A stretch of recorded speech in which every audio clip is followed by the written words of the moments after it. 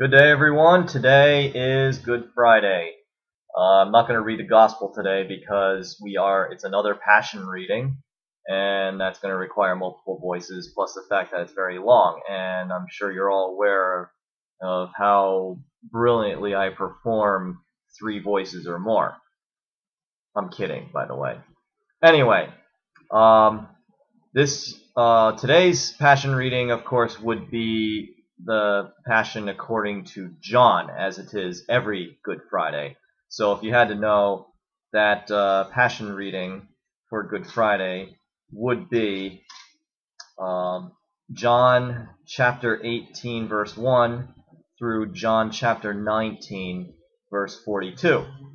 As you know, or as you may not know, Palm Sunday we had the Passion according to Luke, and next year we'll be going back to Matthew again.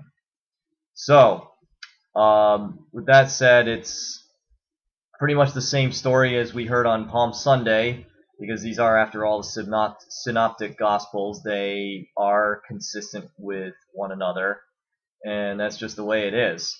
No Gospel of Judas, and no fifth or sixth gospel written by some mysterious person that we never heard about until now. Like, oh, we found a gospel. The thing is, it has to be a synoptic gospel. It has to be in fairly good agreement with the others, which the four that we have to work with these days, they do tend to agree, and that's a good thing. Now, as far as Good Friday is concerned, today is the day of mourning. It's the solemn day, but not a solemnity, or at least not as far as I know. It's not a huge day of celebration, basically. It's generally somber. Think of it as being like a funeral. In fact, it kind of is. And as far as Lent goes, if you consider this part of Lent, some people don't, but you still have to keep your Lenten promises, or at least you should. This is not just a fast day, and it's not just a day of abstinence. Ash Wednesday, of course, was a fasting day, and every Friday during Lent was a day of abstinence. But this is both.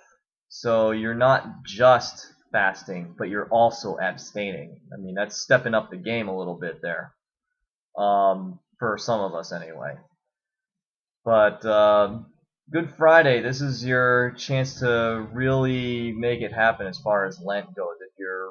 If you feel like your Lent's been kind of lackluster, you've not been really getting into it, this is a time to really sit down and think. If you have the day off from work, that's great. Or if you happen to be at a school that gives you this day off as a extra holiday, like a day, like a long weekend, again, that's perfect.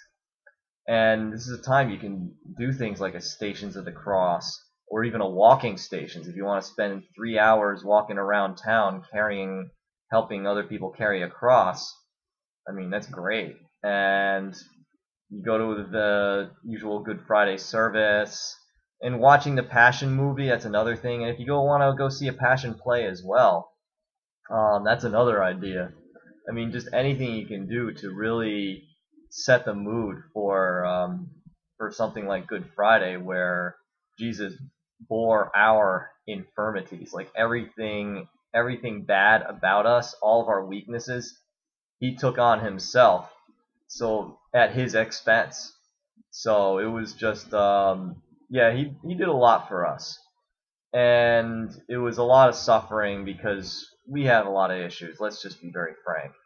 So the Good Friday was a good day because it was good for us, and it gave us a new lease on life, because we were a society, we were a race, we were a world going nowhere at the time. So Jesus changed all that, and that's why it is called Good Friday, even though it is a very solemn day.